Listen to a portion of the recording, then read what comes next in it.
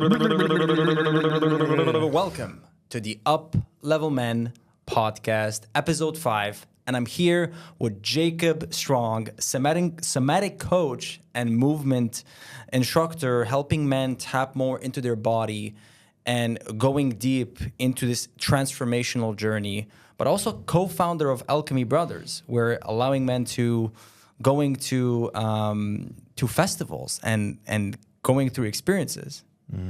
Welcome, man.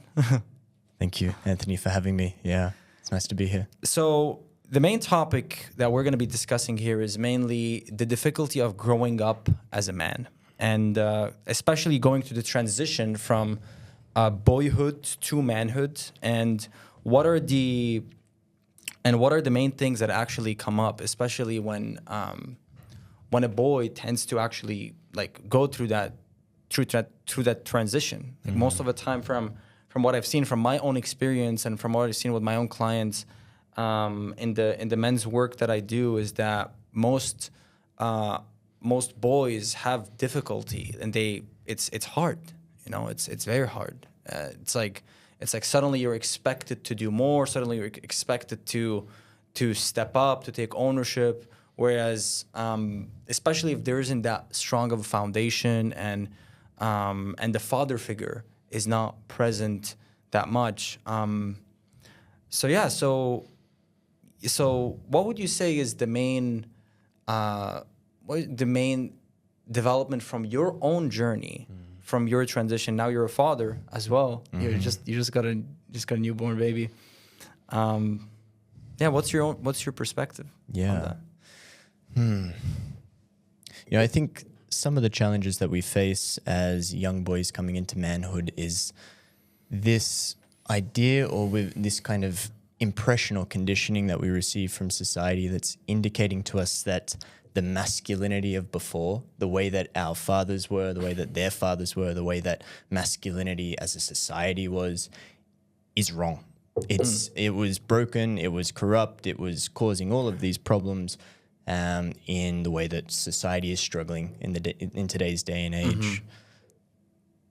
So what we know is what we don't want to be. We've got an idea of the kind of masculinity that we want to avoid, and I would say with some good reason behind that. But what seems to be lacking in society is role models that are demonstrating a healthy masculinity, a way for men to aspire towards, to become as they mature and develop, a way for them to discover their own masculinity in their own place and their own way of expressing it in the world. And, in a large part as well, we are devoid of an initiatory process, as you alluded to, from boyhood into manhood.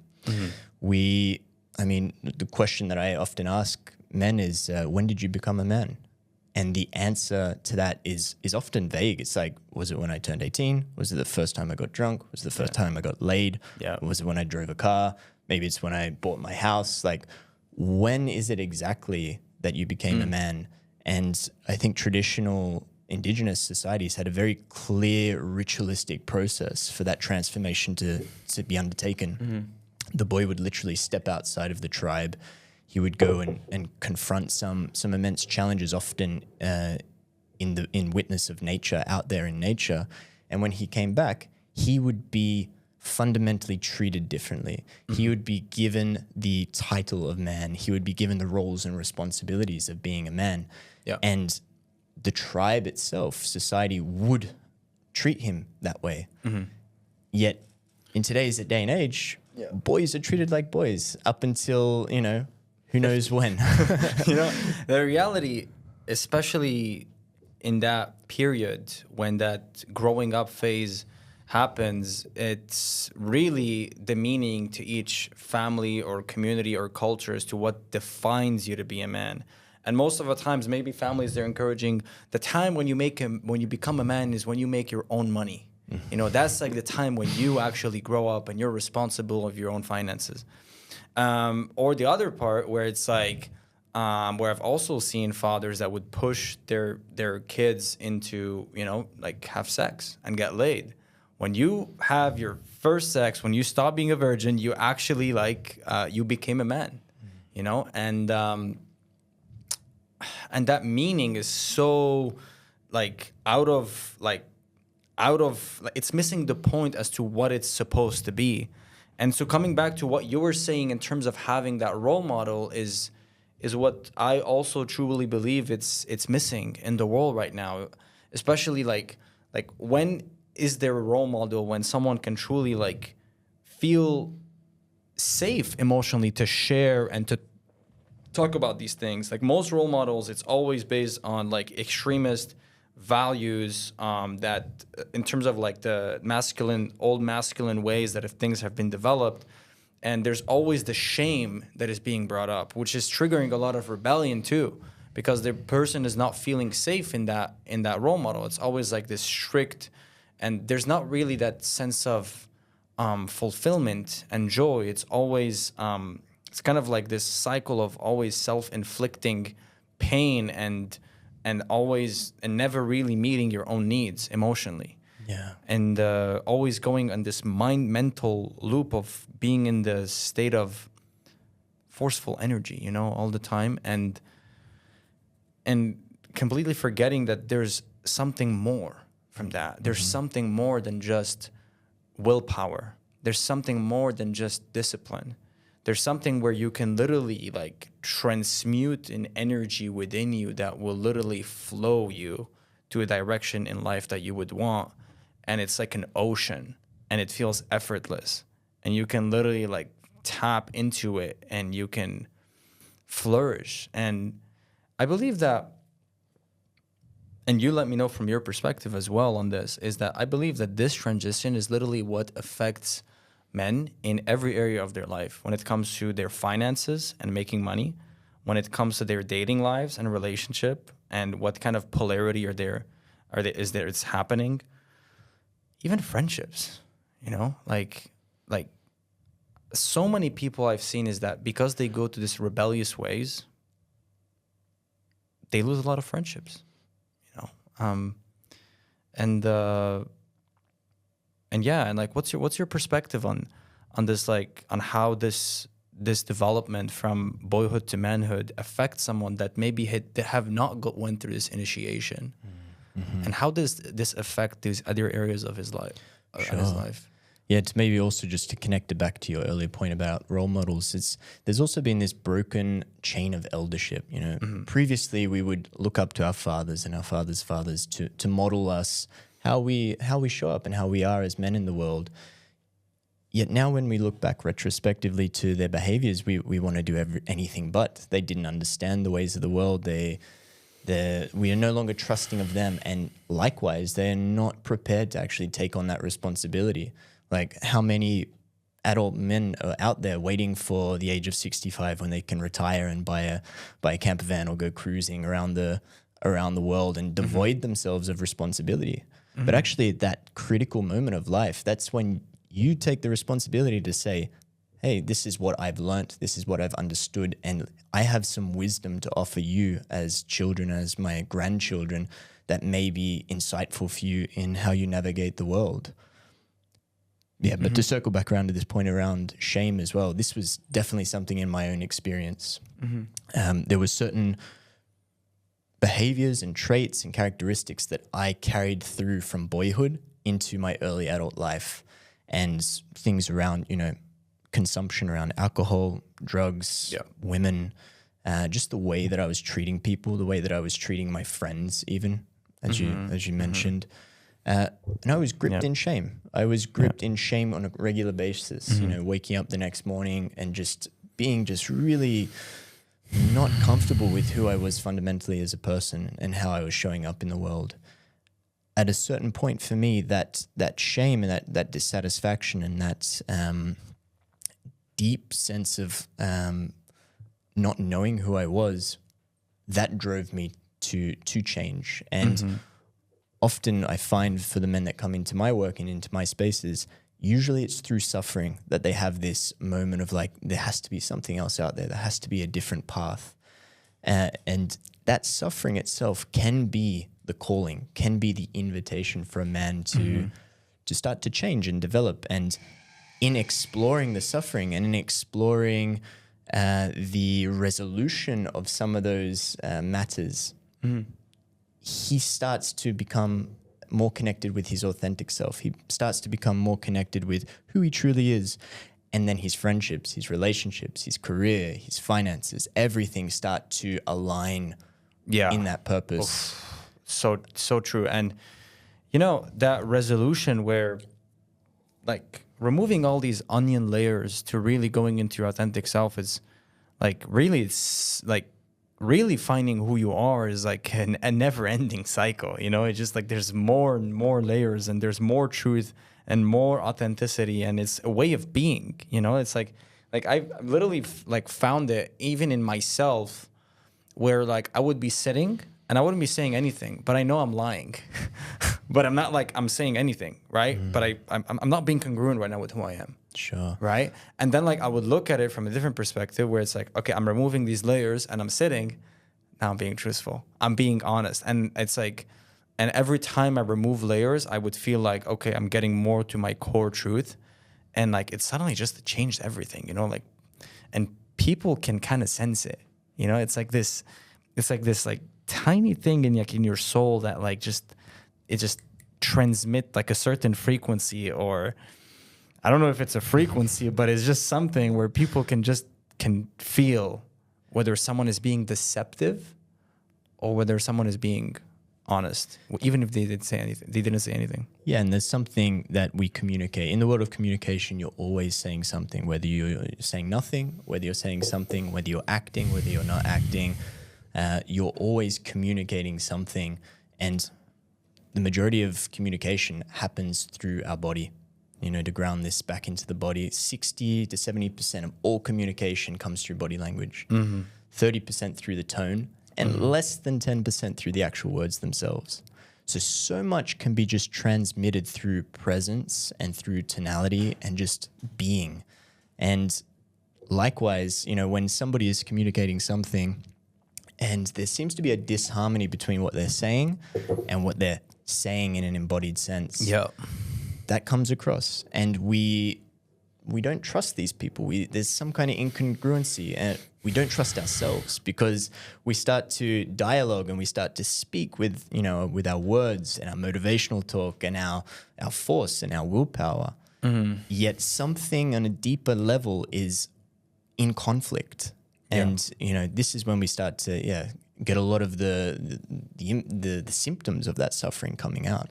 Yeah, and it's like, let's say someone is saying like, I love you, but they're saying it from a place of fear. It's different when someone is saying it from a place of love and is saying, I love you. Sure. It's like this frequency, right? You can hear it in the tone, you can see it in the body language, and you can't actually describe what it is necessarily. It's so hard to describe the language of the body. You can only feel it. You can only sense it. Right. And honestly, that's why this type of work is not that popular in the world. It's growing 100%. But when you explain it to someone, most of the time it's not really something, if they never seen that before, it's not really something that they can understand. Like the only people that are going to be listening to this and they're actually going to resonate to what me and you are speaking is that if they at least have a certain seed that they kind of like seen something like that before, and now they're opening for a new experience, and then realizing that it's the experiential process of tapping into a different state of energy, or in embodying themselves to really like feel it. And I do feel that this is more about allowing people to feel inspired to go through this experience, even though they're seeing life in a certain way and being open to a completely different perspective and way of seeing life. And it's about like, and I believe all of us have blind spots that we're not aware of, like literally like blind spots that are literally gold, like literally gold. And I remember like the first time I got a mentor, and that was back in 2019. And I joined his community and I became part of his group. And like he was talking about that. He was talking about blind spots. And I remember we would jump on these meetings, and like every single person, all of us are going through this deep transformational process together. And And they would ask questions that I never even thought about asking, but then I would be like, wait, what? This is the question that I want to know about more. Wait, I didn't even like register in my mind to formulate it. And then I would ask something that like 3 or 4 other people would resonate in the same way. And it's like this golden upward spiral of development and awakening that comes in just by being in that group. Whereas being alone and focusing on one perspective of life is only going to keep that person in one perspective of life. And we've seen it, like so many people out there in the world, 50, 60, 70 years, they've never went through any initiation, any energy state, always operating maybe in fear, maybe in anger all the time, maybe always in a victim mindset, complaining. And all it done is just ingrained those beliefs, you know? Yeah, those people, I can imagine that for them, there's a real sense of loneliness in the world. There's a sense of, I'm up against this particular situation, this particular challenge, this particular circumstance of suffering, and nobody else gets it. Nobody else will understand me. And here I am needing to go through it alone.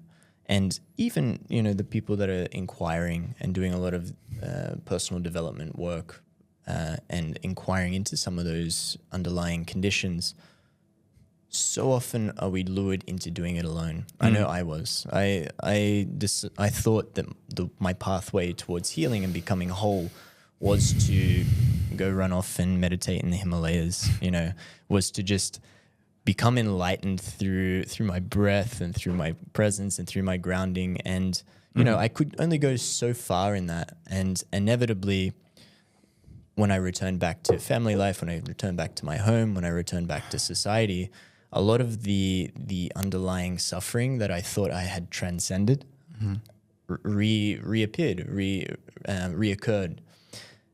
And I came to realize that true healing can only really happen in relationship, because we're wounded in relationship. All dynamics occur in relationship, and we can only be healed in relationship. So part of my journey into men's work was, in a way, creating my own medicine. You know, each time I offer a retreat, each time I host an event, I learn a little bit about myself. I grow a little bit. I heal a part of myself that I'm witnessing in another person. And you're right, with a group dynamic, it's like we have a mirror held up against us. We see the blind spots. They're pointed out to us, particularly if we're in a space that can be well facilitated, whether that's in a one-to-one setting or whether that's in more of a group setting. There is an opportunity to see the blind spots, to recognize those parts of ourselves that we've either been deliberately avoiding or suppressing, or perhaps we didn't even really know about. We were just blind to it. Yeah. With that mirror, with that reflection, we have the possibility to become aware. And then with that awareness, we have the possibility to do something about it. And, you know, awareness is the first step in making any kind of substantial change in our lives. I honestly, like, you brought a really, really good point, that healing happens in a relationship. And I also believe that this is mainly the biggest problem that happens when someone is like watching corn with a P. And the reason is because they get, and actually any addictions, like whether it's alcohol, whether it's drugs, because when these addictions happens, it kind of break relationships a lot. And you get socially distant. You just want to get addicted all the time. You just want to get your hit. It's like you're like, you know, and heroin, and then where's the development? Where's the healing? Because there's no relationship. So then what happens? It's just this hit consistently, and then the shame, then the blame that comes in the aftermath of that. Yeah, I mean, you know, when I'm looking at things around that subject of addictions, let's say, the first line of inquiry is like, what are you really looking for in the addiction? What does it give you? Like, what do you receive? There's something you're receiving. Of course, there's a lot of negative consequences of that you also feel, but there's some benefit, there's some value that it's creating for you. Maybe it's a sense of connection. Yeah. Maybe it's a sense of flow. It's a sense of calmness, stillness, something that you receive in that. And is there anything inherently wrong about desiring those things? No. But we might wonder about the means that we have to attain those things.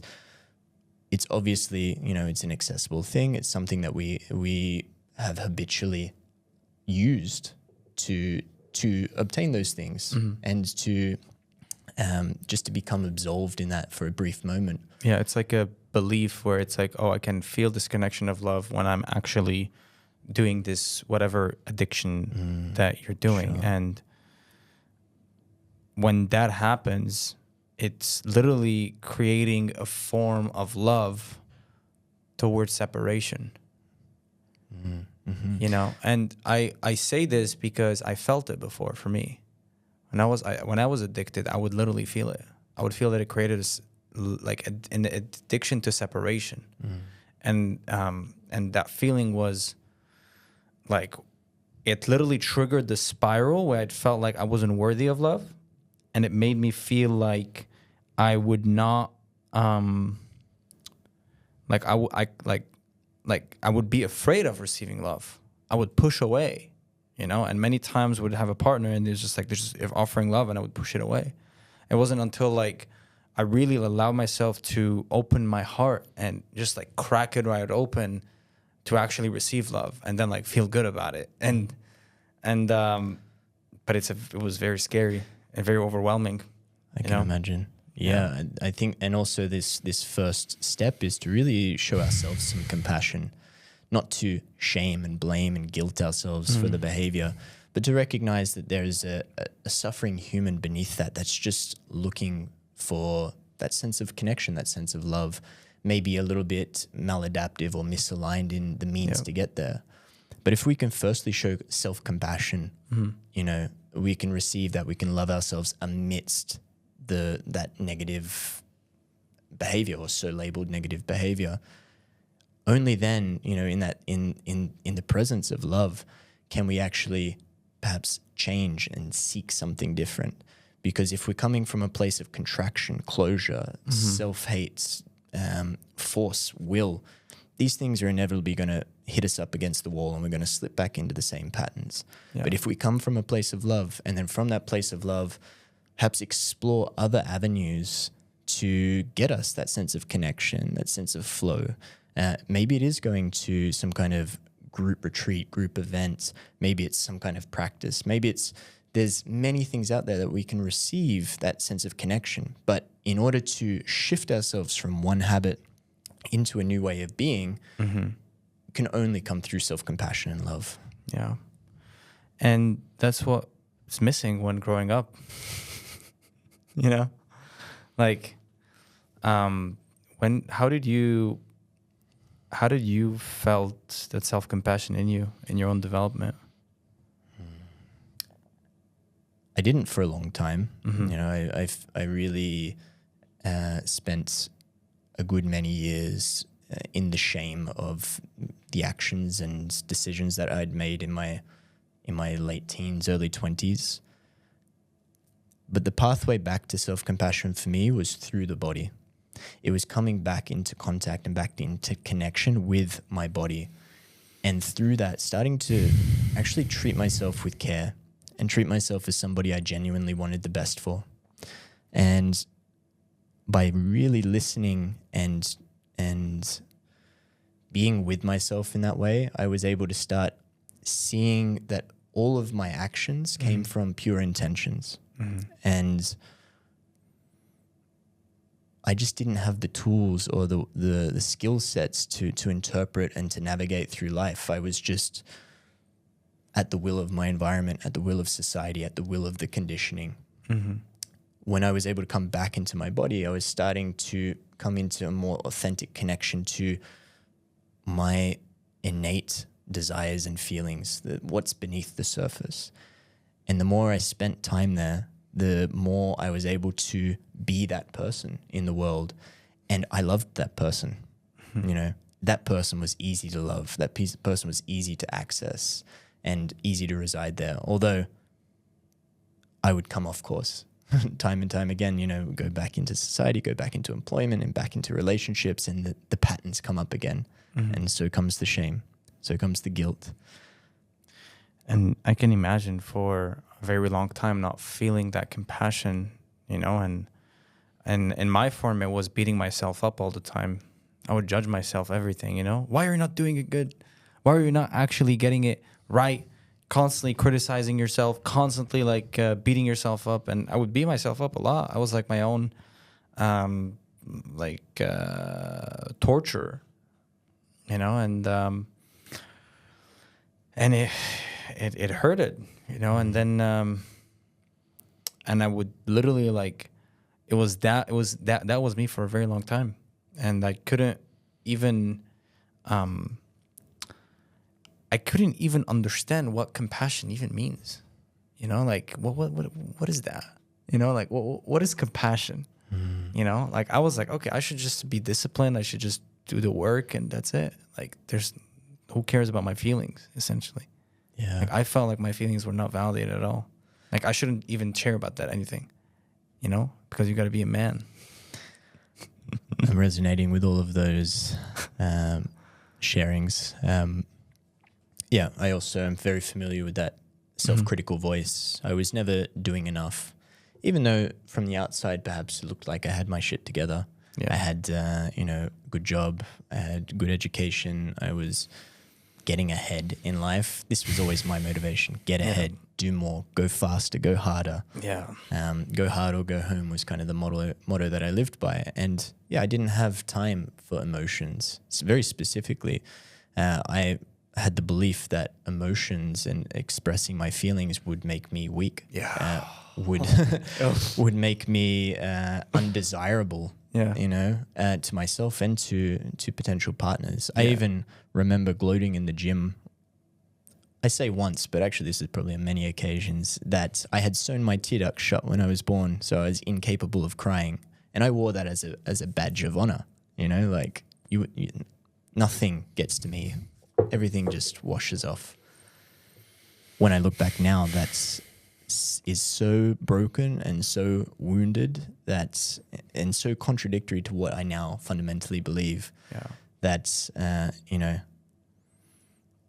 it's kind of humorous in a way, that here I am actually working with emotions, working with the body, working with feelings, working with men to become more vulnerable. And it's just so radically against my former beliefs.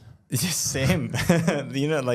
I fully the thing about this is that we literally have lived in this way for a very long time, and then we realize that this is not going to work. If we're gonna live, we're just not going to be sustainable. And that's the problem that I've seen, is that a lot of people, they haven't went through enough pain to really wake up. Because for me, it was very painful. For me, my journey to awakening was I was alone. I felt alone. I felt that I felt like I was a piece of shit, and I felt like I was an unlovable piece of shit. That I had no friends. I mean, I had people that I would go out with, but I never would call them true friends. There was always a certain benefit somewhere, and I felt like I was just gonna stay stuck and never be loved, and it reached a point where I was like, I'm done with this. I gotta make a change, and that's how I stepped up and seeked help in terms of really understanding this, to actually be and actually understanding that seeking help is not a sign of weakness, because that's the first thing that comes up is oh, this person is seeking help, they're weak. And it's the pattern. It's I don't want to be perceived as weak. We all need help in a certain way, in a certain support, certain accountability, some guidance somewhere, and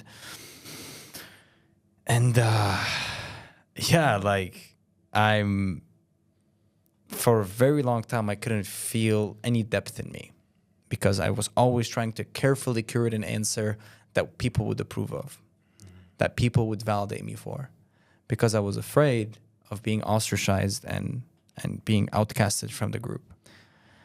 And yet that process of, putting up those defensive mechanisms around you actually caused you to feel lonely. The very thing that you were trying to avoid. Yeah, basically. It's like literally fear. Like I was afraid of being authentic, and that was the very thing that I wanted. It's remarkable how often that's, the defensive mechanisms that we bring in to deal with being social creatures end up bringing about the same conclusion that we're trying so desperately to avoid. I'm alone, so I'm very desperately trying to fit in, and I'm trying to put on my facade, and yet all of my relationships feel transactional in a way and lack depth, and therefore I feel alone. Man, the thing is, like, that's basically what most society has built upon, and that's sad to see. Yeah. And I'm really, honestly, I'm happy that people are waking up, and like we're going through this awakening journey right now, and a lot of people are looking, no, there's a different way of actually operating, right? No need to go to the woke culture BS, but not necessarily the traditional, but actually finding a different path that is sustainable and works. And before you say, because this is good, and it's like I'm like I was just excited, and I keep watching. I'm excited. It's that it hasn't been working, and we're just like being together because we don't want to be alone, and we're supposed. Like most people, they want to, like, they get married and they have kids because they're supposed to have it. They're not doing it because they want to have it and they want to create a baby. They want to create an experience and they want to do it together. It's more like, oh, I'm supposed to do this, so I'm just going to go ahead and do it, right? Where I feel like when there is, and I'm curious from your perspective as well as we're going through that, yeah, and instead of coming from a place of like I'm whole and you're whole and we're building something like synergistically transcendental, yeah. What's your perspective on this? And you also want to say something else too. Yeah, I was just going to add there that when you think on the evolutionary basis, being alone meant death. Being left out, being ostracized, being out there. Doing it yourself was instant death for a human. We are social tribal creatures. Even, men that were going out on the hunt. I can guarantee you that those men were standing shoulder to shoulder. They were going out there. They had each other's back. If one person was in a bit of a sticky situation, they would come in to his rescue. He would willingly accept it. Mm-hmm. And I'm also willing to bet that he didn't need to ask, and neither did they need to ask. It was just assumed that that's how it was. We are one unit. We are one tribe. I've got your back. You've got my back. So this sense of, or this belief, this conditioning around being alone and the necessity of doing that, it's actually so abnormal to our evolutionary history. The millions and millions of years that we've been Homo sapiens, to the last, few hundred, where we've decided that the best way to live is in boxed off cubicles, boxed off apartments, separated from neighbor, separated from tribe. I mean, it's no wonder that we're suffering when we are just so out of touch with the habitat that we evolved to thrive within. Mm-hmm. But to circle back to your point around wholeness, coming into wholeness as well, to heal is to be whole, right? And to be whole is not just to be whole in myself, the way that I see it. To be whole is to be connected to something bigger. I am so intimately connected with my environment, with the people in my environment, my relationships, my ancestry. This is part of me. This is part of being whole. So I can never be truly healed unless I have integrated the whole, all of it, my relationships included. And for myself, stepping into my own fatherhood, man, it's been a journey. But there was a particular moment where I just felt somehow this calm contentment, and I said, you know what? I'm ready to be a father. it was an internal sense of just time and place is right. And it didn't mean that then I would go out and actively try to become a father. It was just that something within me felt ready. I felt it in my bones that, like, you know, I can be the stable ground for my family to thrive within. I'm not going to do it perfect. You know, I every day I make mistakes, but it's that I have a solid foundation and the ground beneath my feet and the air in my lungs and my connection to my body that enables me to show up every day as best that I can. And I firmly trust and ground within that. I believe only with that as a solid foundation do our relationships truly thrive. And it doesn't, you know, it doesn't need to be sequentially. There just has to be, I think, a desire or a willingness to meet ourselves more fully, whether we're with a partner, whether we are yet to meet our partner, whether we have a child, whether we're yet to have a child, whether that's not on our path at all. Coming back and being grounded in our body, being rooted in our sense of self, that is accessible. It's a doorway that we need to walk through, and we need to be prepared to radically change many aspects of our life. And I can imagine also, like, having a baby, like, what sort of triggers started to come up for you? All of them. All of them. I think having a baby and my son, he's very active, a lot of energy, and he wears his emotions on his sleeves, like I imagine many babies do. It's quite a demanding investment of one's attention, energy, and when you're lacking sleep, when my partner and I, when we're going through days or sometimes weeks of just not sleeping more than an hour or two at a time, your threshold for containing your stress and your threshold for containing emotions starts to drop, right? And I noticed that in those really dire moments, conflict can arise between my partner and I.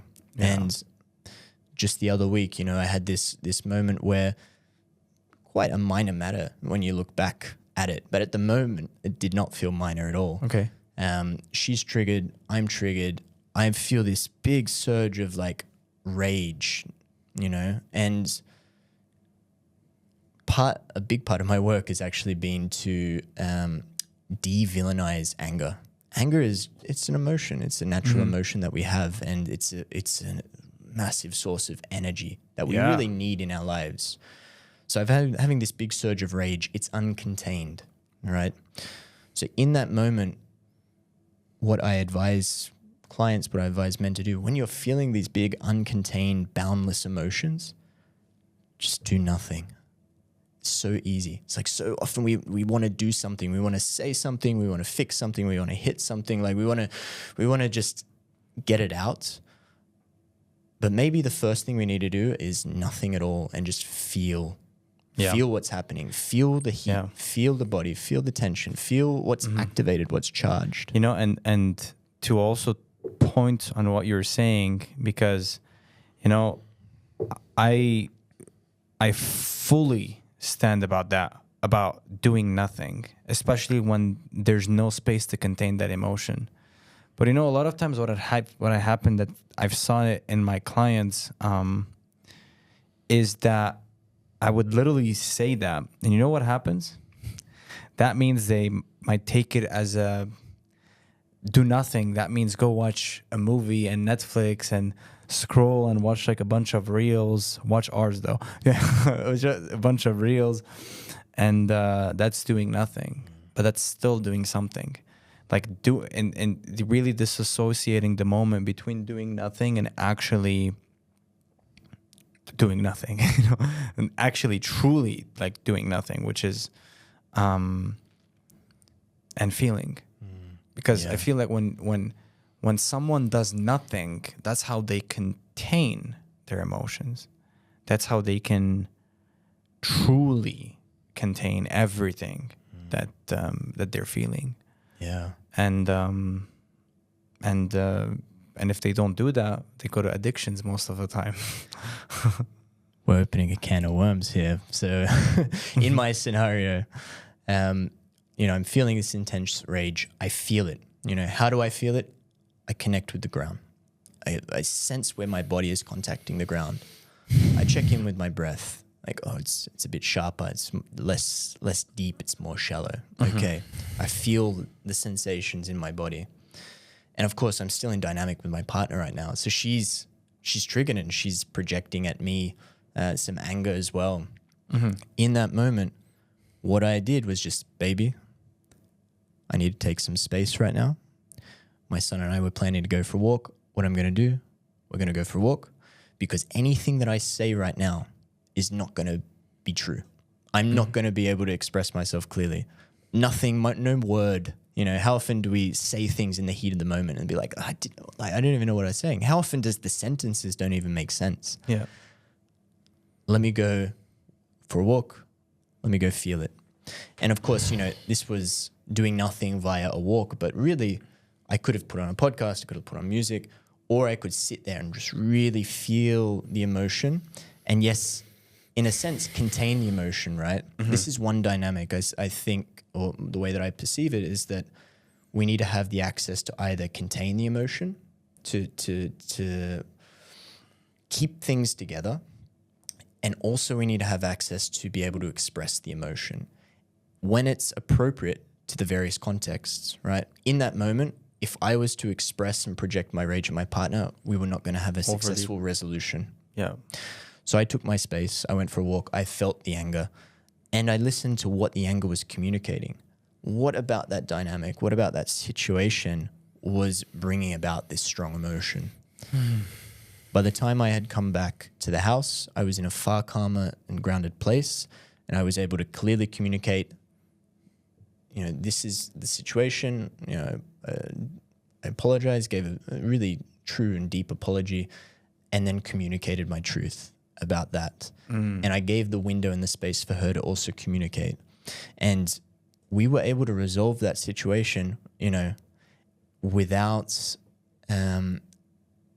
any animosity. We actually felt on the other side of that far more connected for having gone through that experience than an alternate route where we might have felt disconnected, separated, alone. And when you touched down, especially when it came to doing nothing and going and taking your space and going on a walk with your son, I do feel like a good, it's not about the good, it's not about the good, but it's more like it's kind of like a demon that takes over. And when you go and sit down with yourself, it's like you and that demon, you're just like looking at each other. And that's what most society labeled that a demon, but it's mainly it's your inner child that you're really being with right now, and actually having that understanding of seeing yourself fully and embodying yourself and the embodiment work. And that's what I believe what tends to happen is that where society demonizes this inner work, right? Where it's like it's like, okay, it's like a demon coming in. You got to hate it. You just got to push it away. You got to run away from your demons. And that happens, that's very, very common, especially in the more conservative faith-based communities. And I feel it's such a crucial element to real sustainable connections and relationships, when you can fully sit down with yourself and really be aware of everything and feel comfortable and at peace. And that's what happened when I was with my ex-partner. What tends to happen is that I would get triggered, right? And I would get these sensation that just bubbles up, and these things that comes up that I want to say, but at the same time, they're coming from a place of all right, I'm blowing up right now. The anger is just coming in, and I'm I can't.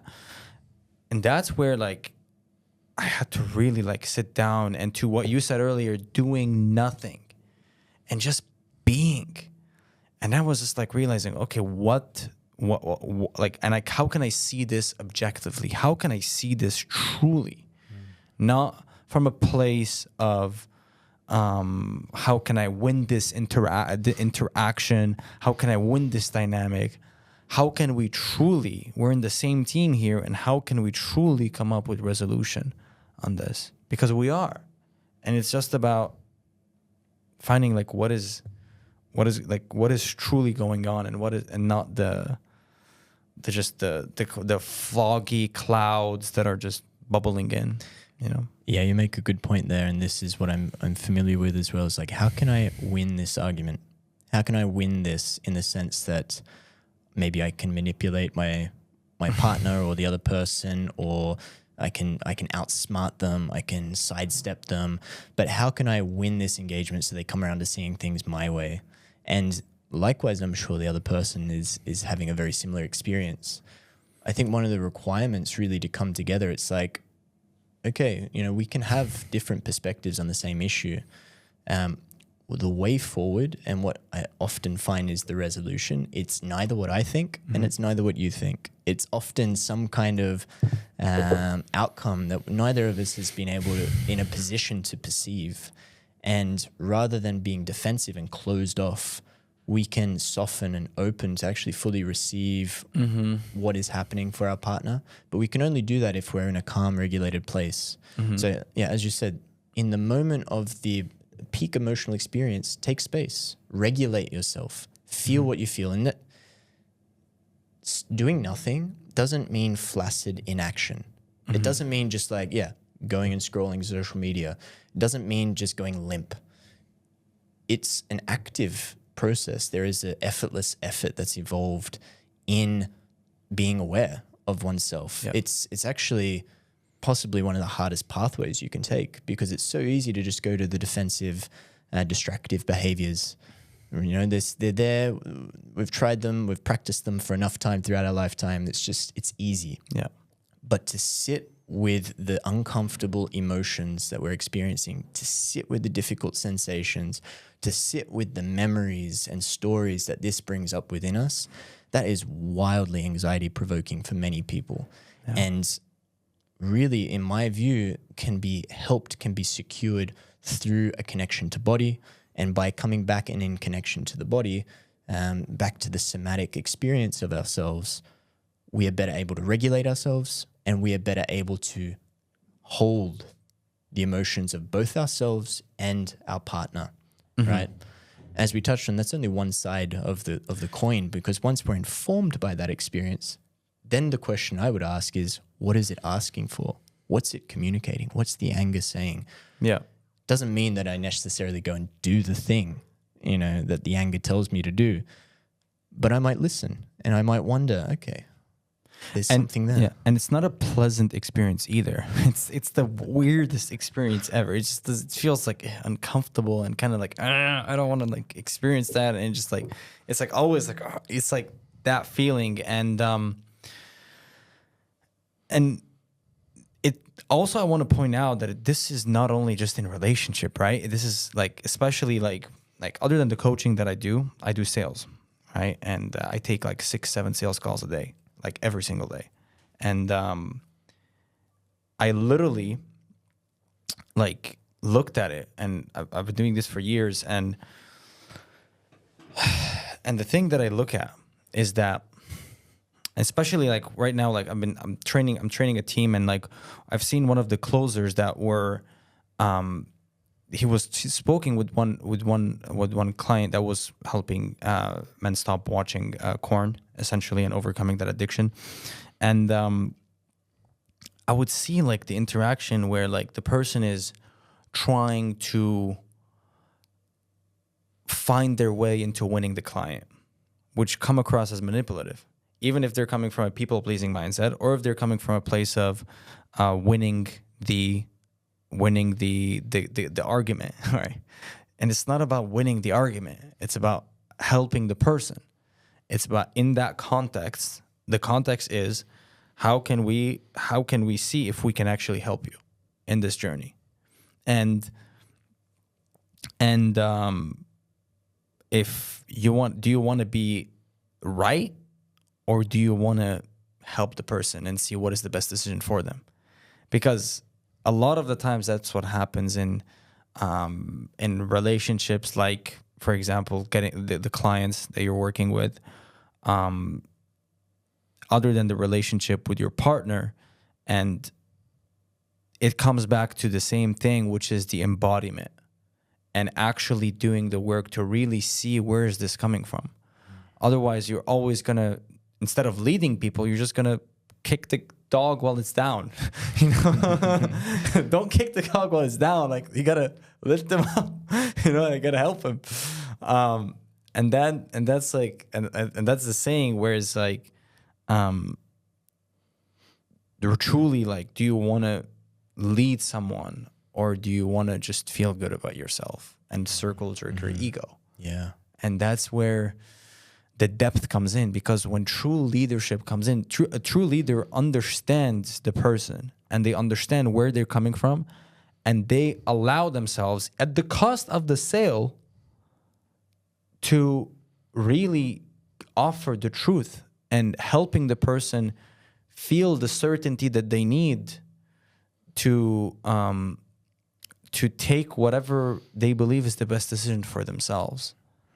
And most of the time, when someone is not doing the embodiment work, when someone is not in tune with their inner child and what they're communicating, and they're allowing those triggers to dictate the way that they're operating and perceiving the world, it's almost like driving with blindfolds on and guessing which one is the right turn or like the left turn. And you're like, is it this way or is it this way? Is it this way? And you just like crash. At this time, though, you're immortal, so you crash like a million times.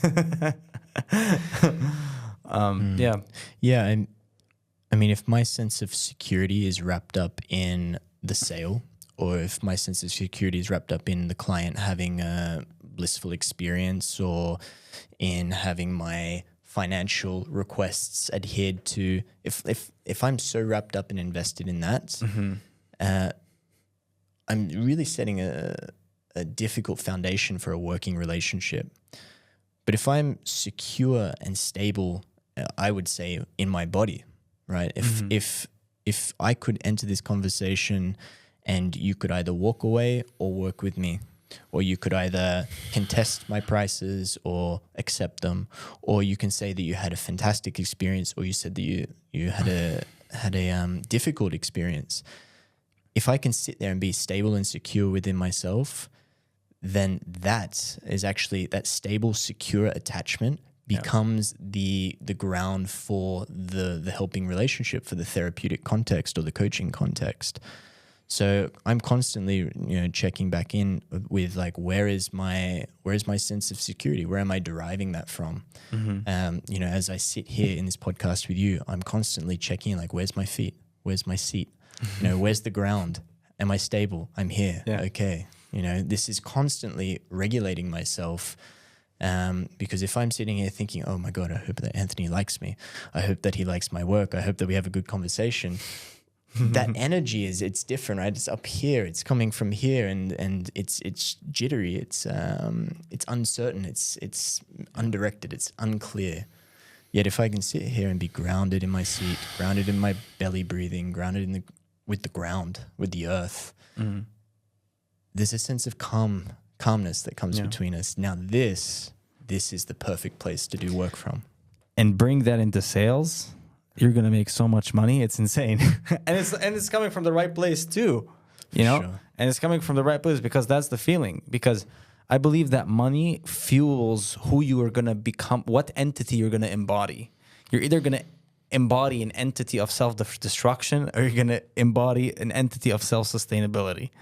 It's like literally, I believe it's like at the deepest core of my heart. The truth is, that's the duality of it. So, and when it's especially coming from a place of good, when you're actually helping this person change their life and they're all in, while you're being embodied, while you're coming from this place of groundedness, like you operate so differently. You operate so differently, and it feels incredible too. And I do believe that, and I believe that this is honestly one of the biggest thing that holds the men back to actually like take control of their own life, where it's like I personally believe that every man needs to learn sales. You know? and Yeah, particularly in today's day and age. Huh? Yes. And honestly, like if you don't learn sales, you're always going to be like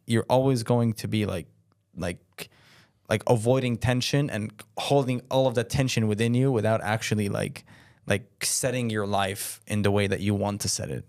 Because the truth is, sales has so much survival instincts every day. Imagine you're dealing with survival instincts every day. You know, every person that I jump on a call with is making a life-changing decision. Imagine you're doing that 6 times a day, you know, and you literally like have a sense of literally like I would feel like desensitized essentially. And it's all triggers, you know, like at that point you either like choose to go deep in your practice, and either you choose to don't, and just the desensitization is going to fade away. To be fair, I've been slacking off a little bit in my practice recently, like this past few weeks, but like, but usually I do. And that embodiment, the way that I would show up is so different. Every word that comes up just lands. Whereas before, it's just like, when I would be like in my mind, it would work, but it wouldn't operate from the same depth of true careness and change. Because especially when talking with people that are aware, and they've been through life, they've been through experiences. They're not naive. They've been through experience. This is usually someone that has built something. They want to see that the person in front of them is truly understanding what they're talking about and truly understanding them. Especially in this world where like there's a lot of like leadership, but it's more like a hollow leadership that is coming in. It's not really coming from a place of groundedness. And that's why it's always like, I always like to say like, walk the walk, you know, Don't only just talk to talk. Like we're not here to just talk to talk. If you want to walk the walk, but you're not ready to walk the walk, then talk it and say that you're learning to walk the walk eventually, so that you eventually walk the walk. But always be clear and always set a clear intention. Because out of day and age right now, how many men are setting clear intentions? You know, I mean, for a very long time, I wasn't setting clear intentions. I didn't even know what intentions meant. You know, I would understand about like maybe what I would get out of this, but like, and my intention is basically what can I get from this? Like not like what can we create and what can we build? And it came back to the fact of self-compassion, because I didn't understand what self-compassion means.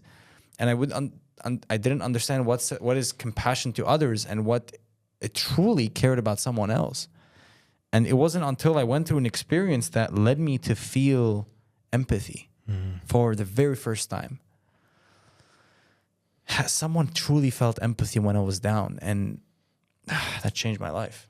I was like, now I can feel. It's like I felt like I just had a new detector. I would just like feel everything, you know. I was like out of nowhere, I can just like, ooh. I can feel like energies, you know. I could just like see a new world right now that I was completely blocked off from. I would try to guess it, or maybe I would get like tiny glimpses here and there, but never like on. And yeah, I have quite a similar experience, as you may have heard in the previous points, was that I was largely emotionless, or you can't really be emotionless. You can just be disconnected and disassociated from your emotions. Exactly, that's the word. Yeah. So if I'm able to come, as I was able to come back into my body, and as I was able to come back into connection with my feelings, my ability to sense the feelings and emotions in others also increased. And it was a reciprocal process. So the more that I could feel and sense the other, the more I learnt about my own sense of feeling and emotionality. And the more I was able to sense and be aware of myself, the better able I was to register and understand the emotions of another person. Yet it becomes so easy to get trapped in the words, right? You mentioned this point around, you know, a lot of leadership out there, but shallow leadership. Advice I always give people that I work with, it's like, if before choosing a mentor, before choosing a program or workshop or retreat, whatever it is, how does that person make you feel? You know, how does the person itself, not the offer, not the technique, not the modality, does the person embody the kind of qualities you would like to embody? Because if they're presenting and you know, one of my fundamental philosophies is practice what I preach, you know, walk the walk. Exactly, walk the walk, yep. Are they bodying forth the kind of person I would like to be? Is there something I can learn there? Have they integrated it themselves, or are they just talking? Is it like the doctor telling you to have a good diet, but he's overweight and clearly is not following his own advice? 100%. Which comes back to this. And before we wrap up the podcast, you're actually like hosting a festival very time soon in Alchemy Brothers. Yeah, tell us more about that. About how that experience would look like, and So Alchemy Brothers, it's a men's group project that's co-founder Jack Weaver and I started up in the depths of COVID. And the idea, the intention is we offer men's retreats, and we offer a sense of continuity, regular events around Portugal, which has been slowly building, you know, over the past years. This year, we've taken a bit of a plunge and decided to offer a men's festival. So it's Manifest Men's Festival. We're hosting it in the Serra da Estrela, which is the mountains of central Portugal. It's at a beautiful campsite surrounded in the forest. We're right next to the highest lake in Portugal. It's just really a stunning landscape. And yeah, we're going to camp there for 3 nights, and we're bringing in a lot of men's work facilitators from around Portugal with various interpretations and skill sets. You know, I've been in this work, and my lens is coming from a somatic therapy, somatic coaching background. But, you know, I approach my work in one way, and there's many different ways that we can approach men's work as a whole. So, you know, to cover my blind spots, it's fantastic to have other facilitators that see and approach the work in a different way. And for a man that's coming there, he's able to test and try and experience different workshops in different ways that he can perhaps develop himself, work on his physical, mental, and emotional health, so that he can thrive. He can pursue a vision for himself, so he can contribute to a more beautiful world. Wrapped in all of that, we're going to be doing also practices, live music. It's going to be a real celebration. We're going to go in and we're definitely going to do the work, but we're going to also celebrate, because the field of men's work can be so goddamn serious, you know, and we can bring this, as you said, this willpower, this force, this discipline, which is great. It has its place. But we also need to remember to celebrate ourselves, treat ourselves with compassion, have fun, laugh, play, because it's from this place that really the impact of that discipline starts to show, right? So the way that I see it, it's an oscillation between this disciplinary, focused sets, reps mentality, plus the improvisational, the fun, the dance, the romantic. We need to kind of pendulate between these two sides of the spectrum, because if we get so wrapped up in the discipline, the practice, becoming better, and we forget to just be and just enjoy, like, what are we striving for? Like, where are we going? What's for what? Right? So we need to remember to just to celebrate along the way. It's amazing, man. It's perfect. Love it. Yeah. So, want to definitely look forward to that. What are the dates exactly? Yeah, I just remembered that I didn't say that. So it's the 5th to 8th of September. So it's the first weekend of September, going up there for 3 nights.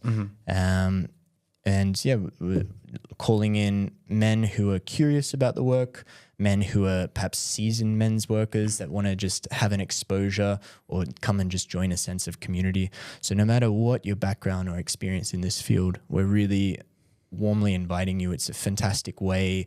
The stakes are low. You know, you can just have fun and explore all of these different practices wrapped up in this beautiful mountain landscape.